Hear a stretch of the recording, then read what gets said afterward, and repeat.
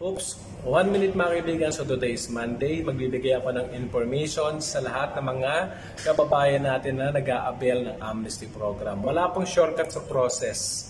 Kung kayo ay dating empleyado o dating freelance visa holder na hindi na-cancel ang inyong mga visas dahil hindi nyo na mahagilap yung employer o yung agent o yung nag-issue ng visa na yan sa inyo, resulting ng pag-expire ng visa ninyo at nagkaroon ng kaso ng absconding and overstayed, wala pong shortcut sa proseso. Kailangan nyo pong i-cancel yan para mabigyan kayo ng panibagong residence visa at para totally mawala na yung mga overstayed, mga absconding na yan sa system.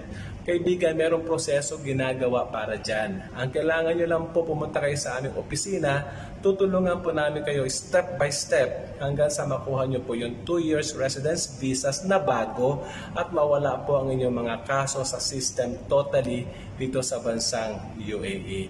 Anong kailangan nyo lang po?